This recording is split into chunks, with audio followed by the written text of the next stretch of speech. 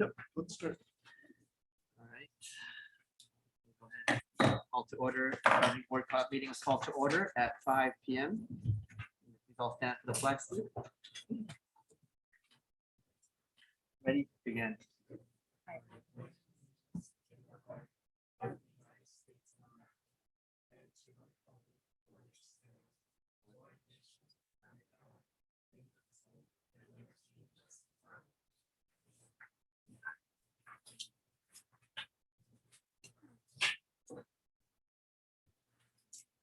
Let it be noted all governing board members are present. Approval of agenda. It's recommended the governing board approve the November 29th governing board meeting agenda. Do I have a motion? Second. For those, thank you. Shed. All those in favor? Aye. Motion passes 5-0. The approval of the October 25th, 2021 regular meeting and the minutes for the November 8th, 2021 special meeting. Do I have a motion to approve?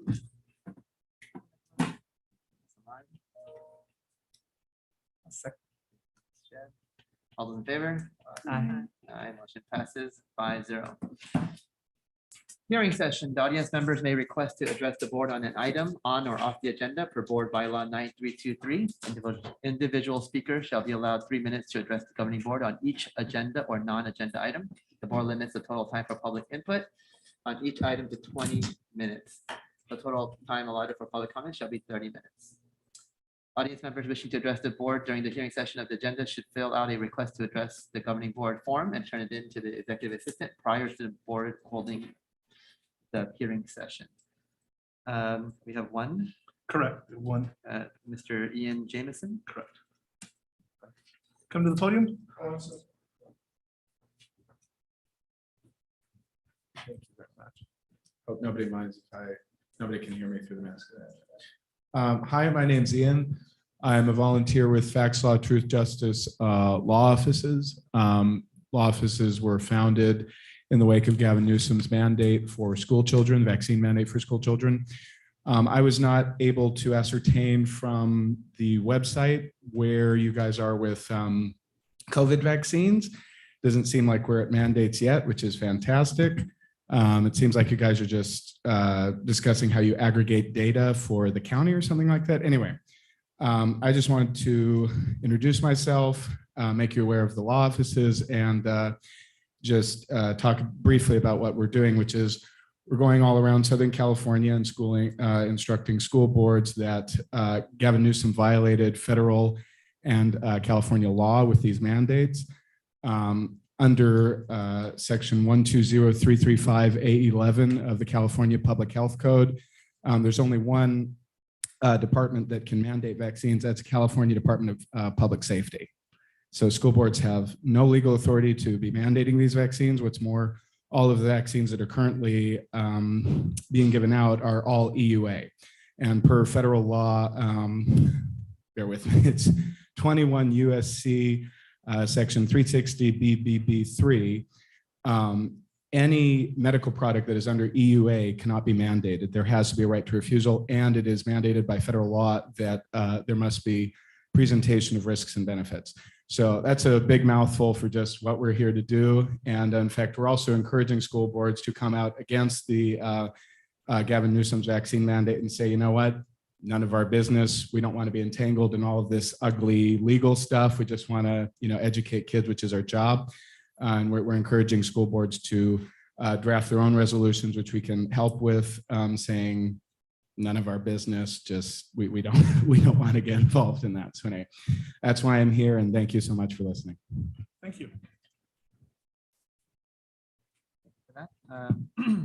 No other comments. Moving on to governing board comments. We'll start with Mr. Ahmad. You always catch me off guard. Did I start with you last time? No, it's Sorry. fine.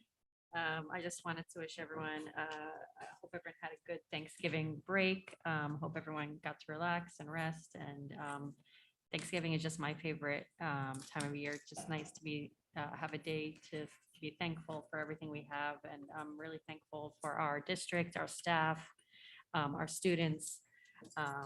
Just proud of everyone, really. The weeks before Thanksgiving break, we were able to have our special meeting, which I appreciated. It's, we've been saying we want to do it for years, so I appreciated the opportunity to do that. I also was able to visit Quarry School, which was so great. We got to learn a lot about what they're doing for CGI, and it was just such a great tour. Principal Ortega gave us a great book to read, and I'm just, so excited to hear about all the great things that are going to happen because I could just see it. I was also able to tour Gilbert Elementary, and it was just so good to be in that, to be on campus with all the kids and the staff and see how well they're doing as well. Just feels really good to be inside the classrooms again and to see all the great things that are happening. I did want to mention that I am putting together, with the help of the Education Foundation and Emory Eagles, a small event to honor Sam Hamblin. I'm hoping to have it December 11th, and there will be some sort of RSVP just so that, we can limit the gathering. But it should be coming out soon. I'm working on that, and I think it's a great opportunity for us to honor him for all the years that he's served with us. Looking forward to doing that. I also want to remind everyone that tomorrow is Giving Tuesday, and the foundation is taking donations. Just a reminder, I know there's so many great, foundations online and, around us in our community. So I just hope everyone takes a chance to, right after Thanksgiving, it's great to take an opportunity to do that. And that's it for me. Thank you. Ms. Castaneda? Hi, everyone. I hope everyone's having a great afternoon and a great Monday. And I just want to wish everybody, great Thanksgiving. Hope everyone had time to spend with their family and just taking the time to just relax. I just want to say thank you to Whitaker Elementary, to the staff and the principal. We had an amazing, before our break, we had an amazing in and out fundraising and movie night, I should say. And they were lucky enough to get in a raffle with In-N-Out, and they got picked. And so they had In-N-Out, for movie night, and that was really great for the school to raise money. And I just love how they're taking the opportunity in a safe manner, in a safe way, to have these events outdoors, for our students, with everything going on, still having stuff for them and to participate in. And so it's really great in a really safe way too. So it's really great that they're doing that. I also did take the tour at Quarry Elementary with Ms. Ahmad. And like she said, it's amazing the things that they're doing. The principal, I brought the book with me because I've been reading it, and just for her to be able to provide, what she's doing with her staff to not only improve themselves, but to improve what's going on in the classroom is amazing. And then just taking the time on top of everything that they have to do to have a reading session, to read and just to improve. So that's really great to see everything that's going on there. Also, one more thing, it really doesn't have to do with school, but I did get the opportunity and invited by the mayor of Buena Park, Connor Trout, to tour Ironworks facility. It's a really great, I don't know if you guys have heard of it. It's a really great facility. It's a really great program that's offering tuition-free schooling for different kind of ironworks, whether it's electrical, whether it's welding. I just learned this too, pooling, all these different things that sometimes, opportunities for not just high schoolers or graduating, but for many other people in our community to take this program tuition free and be able to be put into work right away and providing jobs for our community. So they're in Buena Park, providing people in our community jobs where they can, provide for their family, I'm sorry. And so it was just really amazing to tour the facility and the schools and the classrooms, walking in there to see what they're doing. It was really amazing. And I was just really thankful that I got to tour and to really get educated on what they're doing for our community. And it's a really great partnership that, the city of Buena Park has with them. And so it was really great to see. And Maybe another elective at our middle school. you know Yeah. what, that I asked, and I was just like, what are they? Because I told them I'm with elementary and junior high. I'm not really in the high school district. I'm like, but what are they doing to promote their amazing program that they have? It's tuition free. It's an amazing 9 months program, and they are providing education and safety for many people in our community to go out and then be placed in jobs. They've worked with Disney, they've worked with building, so many facilities here in Buena Park. They've worked with Centralia, and providing these people in our city jobs. And, obviously they get jobs, in outer cities and stuff, which is amazing. But for them to be able to work and be able to get, a living to live here is their main thing. Because it's not easy. It's not cheap to live here. And so that's what they're doing. And so it's really great. Thank you. Sure. Thank you. I too hope everyone had a great Thanksgiving, spending quiet time with your family and appreciating everything that there is to be thankful for. On the 13th, I went to see the GATE students on Super Saturday, and they were having a great number of lessons on the outdoors and about waste and all different kinds of things that are science related. And that was good to see. Inside the Great Outdoors is a great organization for kids. They bring it right there with them. And then on the 15th, I went to the Orange County School Board Association meeting, and they were talking about managing school boards and having everything be civil. And so that was good to hear some of the strategies. On the 16th, I went to Gilbert School with our superintendent and trustee Ahmad. And it was, and Director Santana was also, came with us. It was good to see the positive focus that the staff and the students had. I was so encouraged during recess. We saw the kids playing, and it was great to see them, back to normal, playing with one another outside and enjoying themselves. And then when we were leaving, two teachers asked about the new EL textbooks. And I said, wow, they're on their break time and they're stopping, us to ask about when are the new materials coming, because they were so anxious to start looking at the materials so they could work with their students and help them even more. And that was I was glad to see their eagerness to support their students. And then on the 18th, I went to the mayor's breakfast, and we saw, well, there were a number of us there from our district representing, and we saw the city officials, all the elected officials, and just keeping them in mind as for the hard work that we all have to do for our city, for our community, for our families. And so that was good to participate in. Thank you. Mr. Frutos. Good evening, everyone. Like everybody, hopefully everybody had a nice Thanksgiving break. I know I enjoyed my time away from everything around here with my daughters. We had a nice little vacation away from home. They kept us super busy, but I appreciated those moments because it's that time that sometimes you don't get back because they're so busy doing other things. So just being with my family and spending Thanksgiving just us five was nice.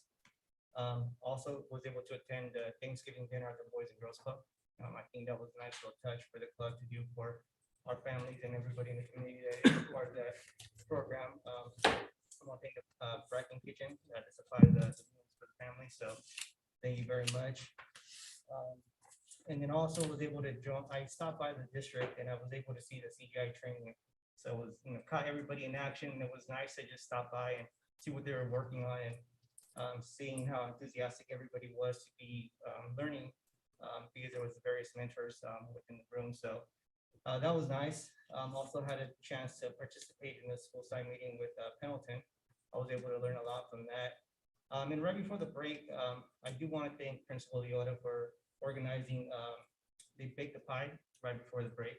I think that was a nice little touch. It kind of sent the students into the break by having a Zoom meeting and sending out all the ingredients for them to cook a pie right before the break. So that was a nice little touch before the break. And overall, I think she's done an amazing job with the school. I think her touch to it to make sure that it feels like home for every family that walks into the campus and all the students that are there each day of the week. So I want to thank Principal Leota for all the hard work she's been implementing at the site. And that concludes my comments. Thank you. I also like to wish everyone a happy Thanksgiving or had a great Thanksgiving. Looks like our fellow board members were very active over this time frame, and it's really good to see us all being out there in different capacities and being involved, as well as our staff. So I'd just like to comment and say this, I'm very thankful for everyone's just hard work and everything they're doing. As we're in this winter season and right before break, it's going to be, I think, kind of hectic schedules wise, as well as probably those different viruses going around. So I hope everyone stays safe and healthy and stay hydrate and a lot of vitamin C's to keep you healthy and get through this time.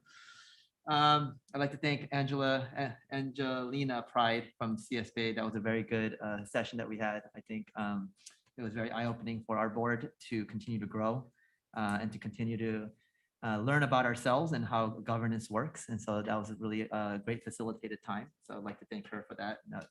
If anybody tuned in, 5 people, that's 5.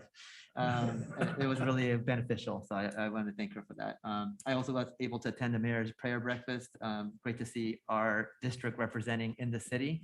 Everyone was out there in that morning in terms of local organizations and others like school districts, but to see our staff united and supporting our city for its health and its growth, that was really good to see. So thank you for everyone that was there. Just a couple of comments I saw in the Friday report. It was great to see Dr. Ellis from Cal State Fullerton. He's a great person. I've worked with him before, and to see that our learning and professional learning is growing and making partnerships with people that really help in that teaching and learning. I was really pleased to see that we had a training with him and how to do leading effective math instruction. So I appreciate Dr. Cantu and her staff of putting that together for our leaders, and as well as getting Dr. Terrell from UCLA to help with our coaches and mentors and Math Academy teachers. That's really cool to see, not just saying that we're doing CGI, but putting it into good practice with the right supports. So, and again, our job is about teaching and learning. So I appreciate our efforts to get the right partnerships and connections for our staff to be well equipped to do the best they can, and especially math. That's one of my passions. So to see that math is being growing and targeted. So those are my comments. Dr. Miramontes. Thank you, everybody. Yeah, I too hope that everybody had a restful and relaxing Thanksgiving break. It's a great opportunity for us to reflect and for students and staff to take some personal time and some time for their families. Over the break, I did meet with city manager. Besides the mayor's breakfast, we had a scheduled meeting. I just appreciate the partnership with the city. Aaron France, the Buena Park city manager, is just a phenomenal advocate for our school district, as is the mayor, Connor Trout, right?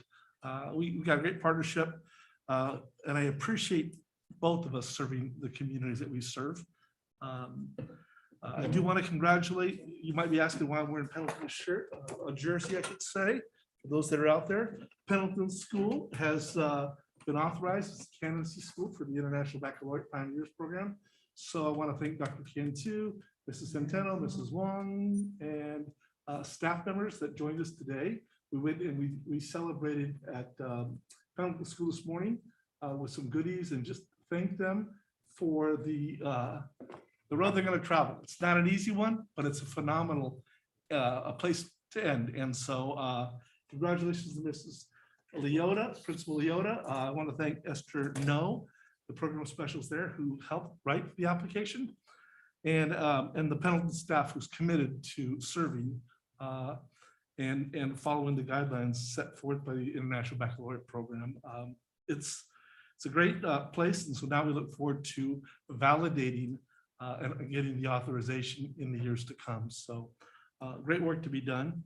I just want to take time to thank Mrs. Wong for Super Saturday with the GATE students, and it was well attended. And I want to thank the Ed Foundation for the t-shirts. Look phenomenal on the students. The videos look great. Kids look happy. They're outdoors, really enjoying themselves and learning with inside the outdoors. And then lastly, I want to thank Mrs. Centeno and her staff for the organization of the medal here. This is the Kinder Kindness virtual art fair that we have going, exhibition, I should say. So you should be getting more information about it. But every student in kindergarten, and when we were walking through schools, we saw the calendar. Actually, Mrs. Centeno pointed out in Debbie Mendez's classroom. She goes, look at the screen. We looked over at the screen and it was the kinder calendar kindness. So the teachers were talking about this for last month about kindness, but basically it's the medal there and it says exhibition in partnership with the Buena Park School Foundation. So another trustworthy partner that we work with, but every student's gonna be receiving one of these. And so I want to thank our staff because as you've mentioned, it's important for us to continue to do things outside of the normal school day. And this is a great opportunity for parents to get involved with their students. So thank you, Mrs. Santana, thank you, Mrs. Wong, thank you, Dr. Cantu. They work into your leadership there. And so that concludes my superintendent's report. Thank you. Moving on to programs reports, Educator Effectiveness Block Grant. Yeah, I'd like to turn this over to Dr. Cantu, our Chief Academic Officer, who will talk about the Educator Effectiveness Block Grant. Good evening, Board President, board members, Superintendent, Dr. Miramontes, cabinet members, and our esteemed visitors. As you know, there's been quite a bit of support provided by our state and federal funding so that we can make sure that our students have ample opportunity to reach their academic goals, even with the recess that they've had due to COVID.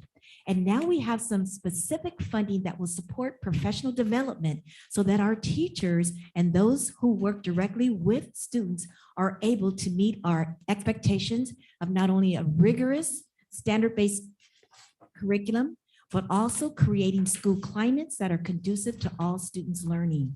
So we have an opportunity for an Educator Effectiveness Block Grant, which I would like to share that plan with you this evening. Next slide.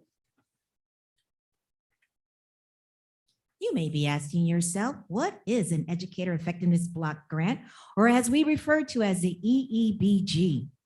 And no, there won't be a quiz on all these acronyms afterwards. But the EEBG is one-time funding that schools will be able, districts will be able to access specifically for professional learning for teachers, administrators, or classified staff working directly with students.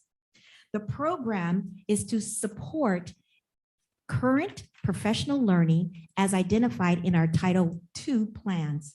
And the funding is conditioned upon all audits, which means that there's high accountability for using the funds to support professional learning.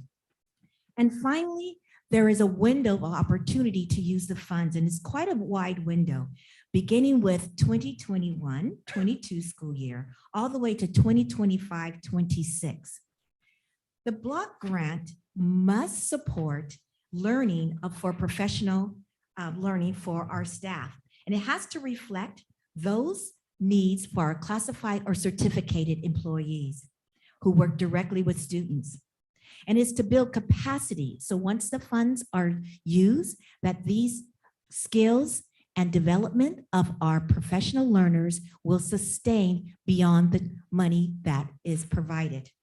And finally, we have been given a direction to follow 7 areas that are around academic performance of content standards, developing a school climate, and providing students with social and emotional learning, or coaching and mentoring so that teachers are better to serve our students, both academic and social emotionally, and also to develop culturally responsive atmospheres where all students can flourish. You can hold on to that. Now, given that there are specific things that the plan must adhere to, the professional development shall be content focused.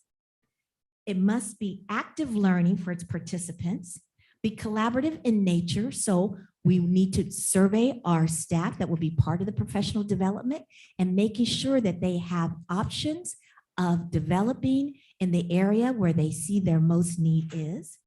It also needs to be around coaching and mentoring, as well as providing their expert support. So not just reading a book in isolation, not just a one-time professional development, but this is ongoing professional learning that can be sustained over time and also match the specific needs of the district, a school, and individual learners. And finally, We need to make sure that it is aligned with our academic content standards. Next slide.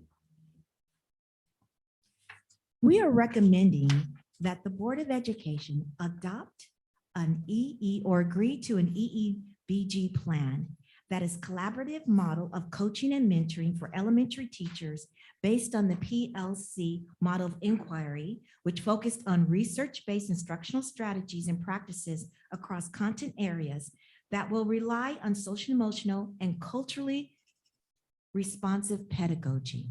And this is also already in alignment with our Title II supports around math and CGI, as well as creating cultural atmosphere where all students can learn. So I have a timeline that you can see how we can use the funds because there is a wide window. And so our goal is to continue with our curriculum, pedagogy, professional development that's been identified around math instruction and creating an atmosphere conducive to learning for all students, and how we are going to align that with other budgets that we have access to, so that when we're using this EEBG grant, it will not only help us to continue with our professional learning plan, but also to sustain what we have in place currently. So as we look at this timeline, we can see that we start with this year using our Title II and LCAP funds, that our professional learning is around the MIT curriculum model for CGI, using our academic consultants for our math program for both middle school and elementary, and then also using a Coatson model for our learners, our adult learners that are part of the Coatson program, and then site-specific PD that our professionals have designed based on the input and our principals are implementing. And then also working again with our math consultant, Dr. Turow. That's for this year. So as we move forward for 22-23, using Title I, Title II, and our ESSER III funds, we would like to continue with the professional learning as it's been designed with our Coatson model by having TOSAs at the school sites that can continue with professional learning that's both collaborative in nature, designed to create and sustain our math program, as well as culturally responsive pedagogy. We would continue working with our consultants, such as Dr. Turow and Dr. Ellis around math, our Coatson mentoring program, and then again, our principal and staff design specific PD, and then workshops for parents, as well as summer PD. Then we'll move into 23-24 school year using Title I funds, Title II, ESSER III funds. We would include an additional site TOSA. We would continue to work with our educational partners around CGI, Coatson, and then site-specific PD design in collaboration with staff and principals. Continue with parent workshops and then summer PD. 2024-25, that's when we would then use our EEBG funds along with Title II, LCAP, and in that way, we would look at, again, having our TOSAs, which would be our site mentors. We would continue to work with our instructional partners for CGI, as well as having site-specific PD parent workshops. And then 2025-26, we would use those EEBG funds in collaboration with Title II and LCAP to maintain TOSAs at the school site for mentoring and coaching, and then our partners around CGI and workshops. We see that the model that's been introduced to us with our Coatson mentoring is one that we would like to continue as we sustain that program using site TOSAs, as well as our experts that we have for CGI. So we would continue to have a well-rounded professional learning program that that will allow us to sustain our current program, but also to evolve with mentoring and coaching support with site TOSAs. Next slide. And now, are there any questions around our recommended plan? I have a comment. I appreciate the thought plan and, I'm a math guy, so I love the fact we're focusing on math across. Clarification then is the TOSAs and the site-specific PD going to target? Because I know we've done writers workshop and reading workshop in the past through COTSN, but that's not everybody. That's just the COTSN selected leads. How about like everyone else? And then Yes. possibly like science, is that gonna be because it's a content area, so right now I love the focus on math, but I know we have to read and write and do numbers, but how about science, STEM, is that? So we will actually have specifics PD for science and for our STEM that goes along with our new adoption as we roll that out. But we want to make sure that these are evidence-based, engaging strategies that can use and transfer across all content areas. So that's where we come in with that culturally responsive pedagogy, and those would be the strategies that will transfer to other content areas. My question was about the site TOSAs. Are they math like? So that they would be focusing on the areas that are planned in our Title II. We do want to make sure that we can fully evolve around our math initiative, but we will not drop our workshop as well as any other strategy-based needs. So one of the things is it's a coaching and model. So we will be collaborating with the teachers at the school site, because that's also one of the mandates that this has to be in collaboration. So where we want to lift and continue to look at math, we also going to look at those specific strategies that we can use in intervention, we can use in initial instruction, and that we can also use around building a climate of inclusivity. So not necessarily specific to math, even though that's going to be our focus, but we also have to have collaboration time with schools so that they can also have some specific needs addressed as well through coaching and mentoring. Thank you. So would it be like what 2 sites per TOSA kind of thing, or more of a team? We're hoping to kind of dovetail behind our COTSN. So starting off with our schools that do not have the COTSN mentors would start off with having majority of the time with the TOSAs, and then they would go to other sites so that those teachers who are not involved with COTSN could also have some mentoring and coaching opportunities as well.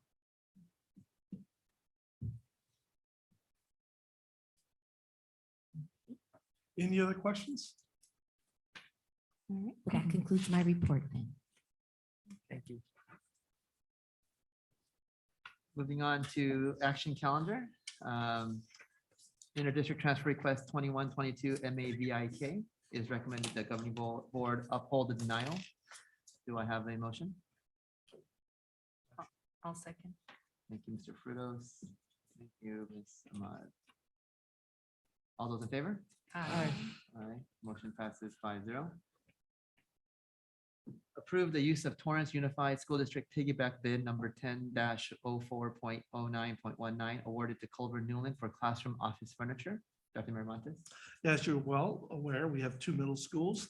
In order to have 2 middle schools, you've got to have furniture for both middle schools. And so we were able to take some of the furniture at Bonaparte Middle School and move it over to Beatty Middle School and divvy out for the older kids, and then pulled some of the furniture we purchased for the elementary 6th grade classes and move it to school sites. But we're still in need of some furniture. And I want to thank Sandy Poteet, our Chief Financial Officer, and her staff for looking at this bid again with Culver Newland. It would be the same furniture. And we just need to make sure that we have the adequate number of rooms. And I believe Mr. Bagger has already worked with Mrs. Poteet on that. So we're looking, ask the board for the approval for a piggybackable bid with the Torrance Unified School District to purchase additional middle school furniture at Beatty Middle School. And that's for next year, right? Correct. But we want to buy it now because everything's taken us Yeah. forever. I'm like, the students aren't sitting on the floor right now. They're not. Okay. Never have been. Next year. Yes, yes. Flexible seating. Do I have a motion? Flexible seating. Motion. Thank you, Ms. Shed. I'll second. Thank you, Ms. Castaneda. All those in favor? Aye. Aye, motion passes 5-0. Approve the use of the Beach Cities Nutrition Services Cooperative for the purchase of paper goods and cleaning supplies from PNR Paper and Individual Food Services. Award RFP number 2021-04 for the 2021-2022 school year. Dr. Miramontes. Yeah, we're always looking to see where we can save $1 here or there and still quality products. And so I asked, well, this is Poteet, Chief Financial Officer, and Katrina what she's gonna, Butler. Butler, our Director of Nutritional Services, went through, and there is, I'm asking for the approval of Beach Cities Nutrition Center Cooperative to purchase paper goods and cleaning supplies for the individual food service program. I have a motion. Thank you, Mr. Frutos. I'll second. Thank you, Ms. Ahmad. All those in favor? Aye. Motion passes 5-0. Moving on to discussion calendar, board policy adoption review revision deletion. We have several. Dr. Miramontes. Yeah, I'm going to turn these over to Dr. Cantu, who's been working with her staff to update you on what these board policies are.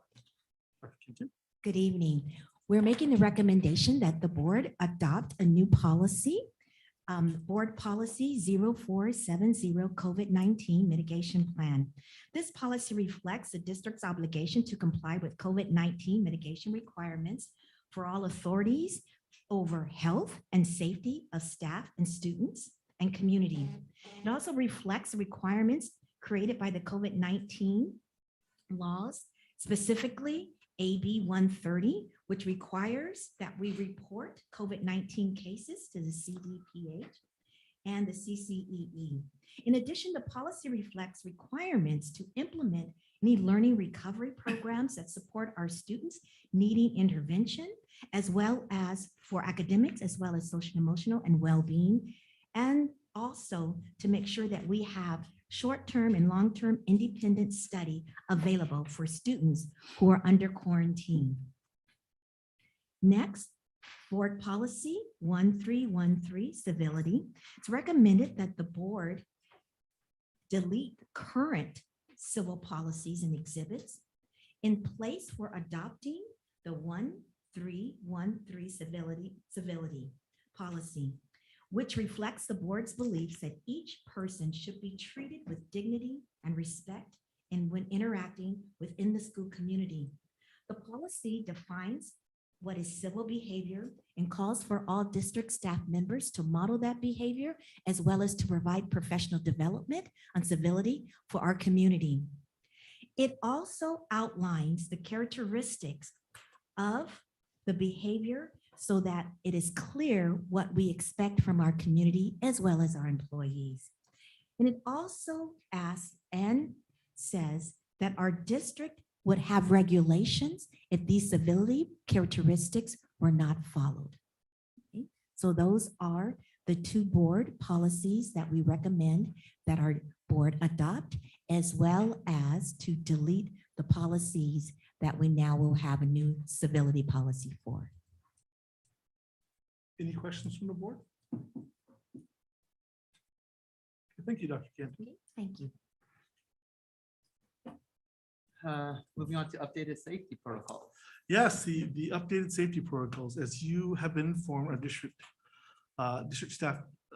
safety task force meets weekly to keep abreast of our current trends related to the safety measures needed to ensure students and staff are safe. We've always taken a conservative approach to ensure the safety of our staff and students is at the forefront. We also understand that there's a need to allow parents to volunteer on our campuses. We're well aware of that. There are only a few districts that have not allowed this in Orange County. We're one of those districts. However, I will say we are one of the few districts that allow for study trips to occur. And neither is right or wrong, right?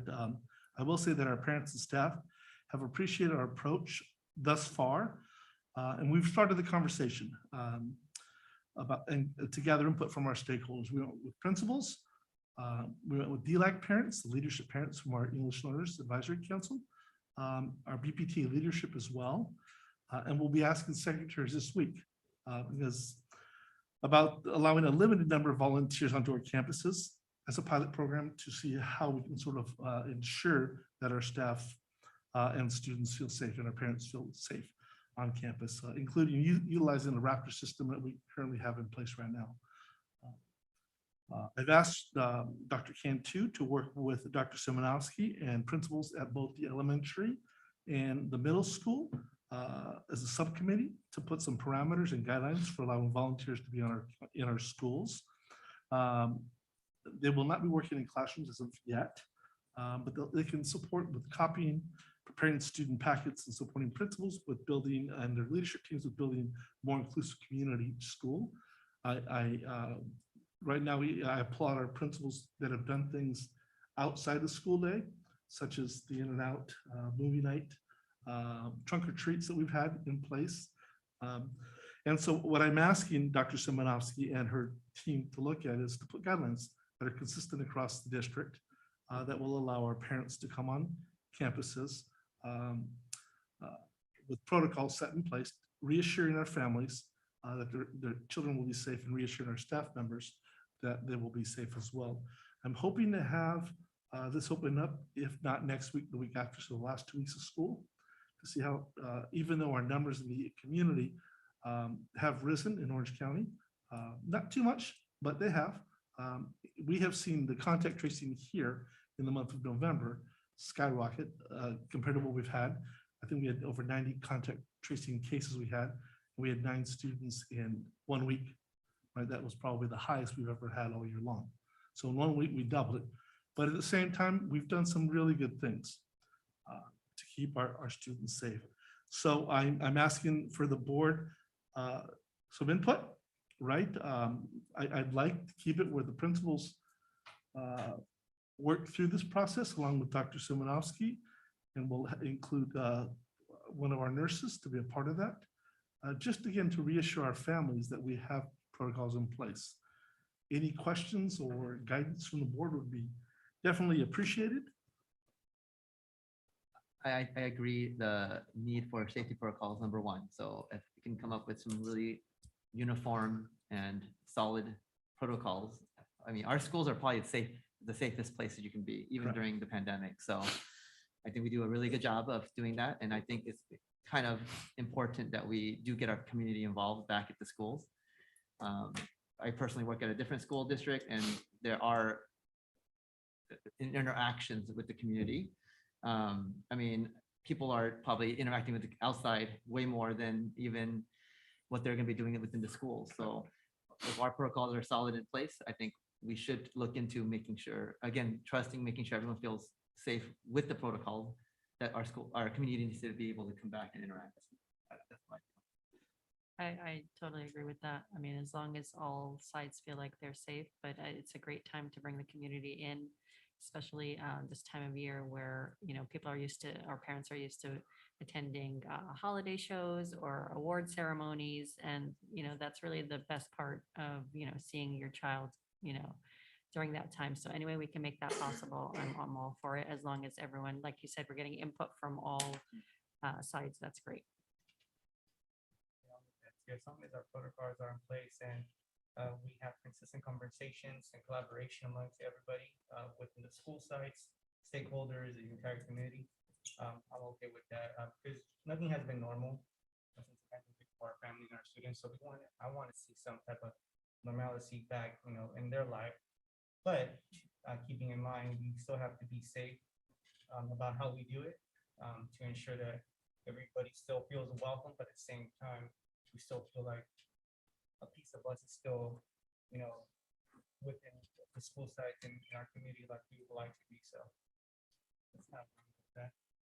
Yeah, I agree. I think it's really important to build a great safety protocols to have in place to keep everybody safe. But it's also really important to get everybody's feedback, because at the end of the day, they are going to be the ones who are going to be interacting with their parents and being there in the first ones. And so I need them to feel safe. And when working there and having parents coming in, volunteering, what is it that they're going to be doing inside the school. So safety protocols, and then just having their feedback and acknowledging them and respecting them. I agree that we do want to definitely get input from all the stakeholders, because as you said, the ones on the sites will be the ones who will be interacting with the volunteers. I think the only thing I would add after everything that's been said is that we want to be sure to continue to keep an eye on our numbers and how they're going, and keep that also in the mix as we respond. And I think we've done an incredible job as a governance team of really looking at the needs of our students first and the needs of our staff first, right? So with the academic programs that we've started and continued throughout this pandemic, And then adding the counselors, the social emotional needs, the middle school guidance specialists, people at the school sites that can support students with SEL, our teachers, right? That's the next step. I think and we've had these safety protocols in place all the way through. So I think we've done a fantastic job of that. Although at times it has peaked a little higher than that, but for the most part, we've done an incredible job.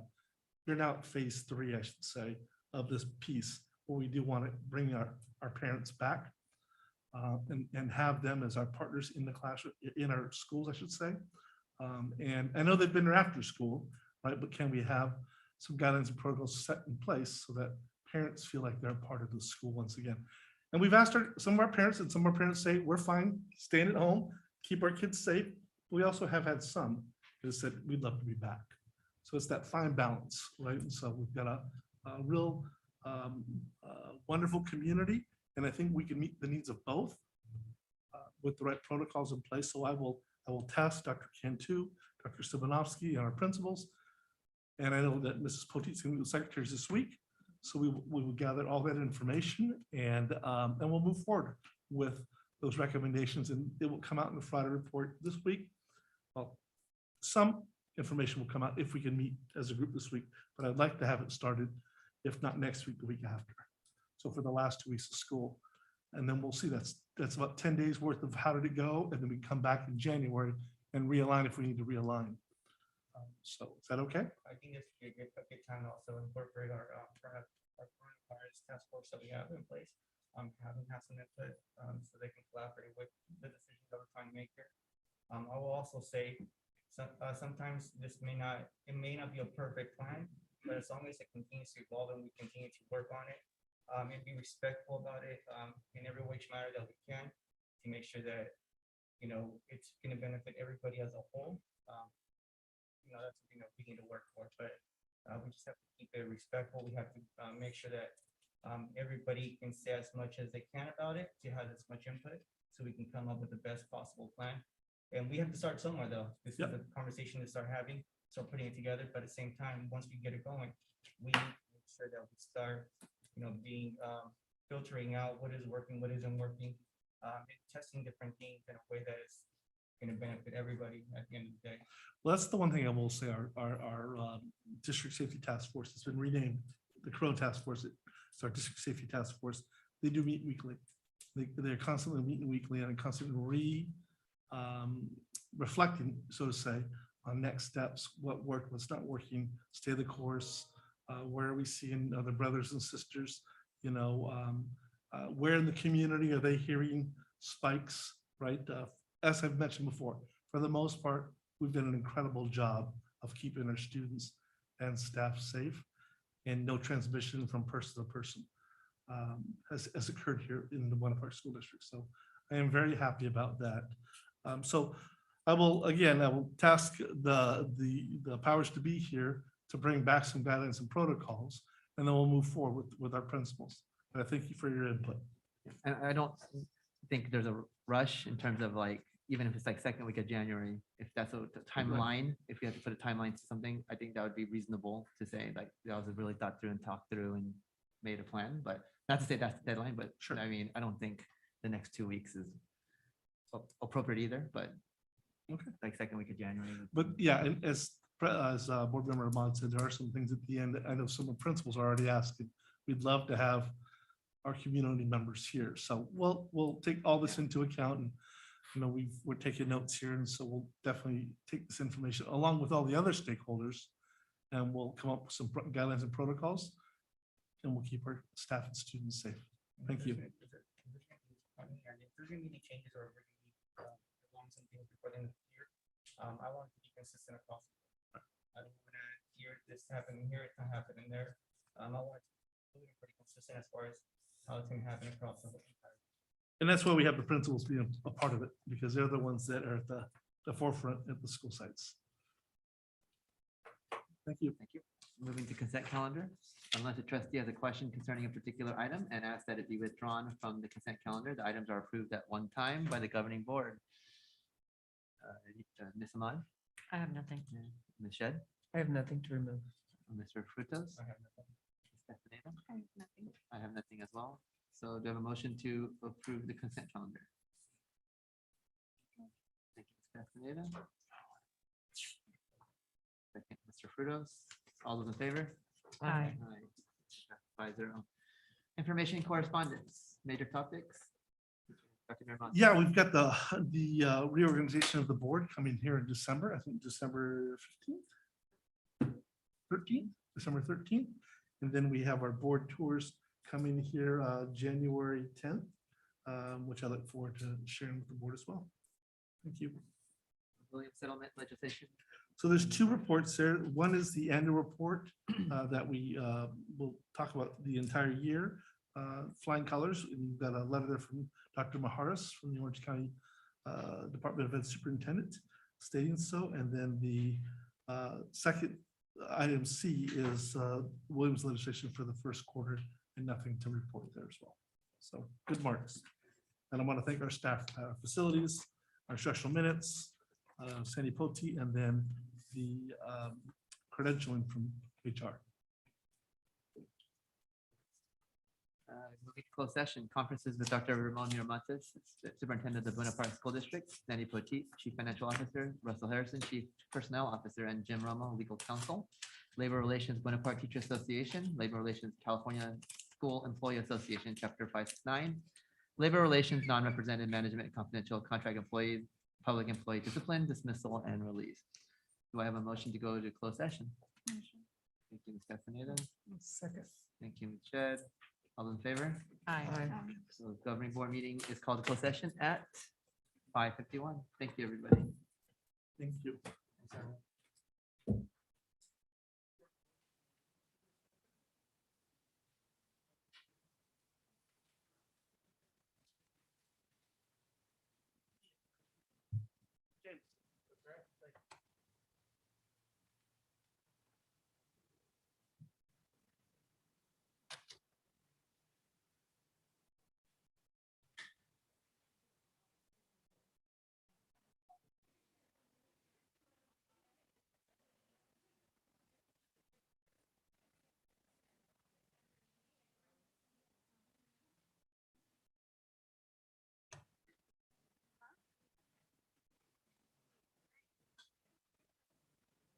Hello.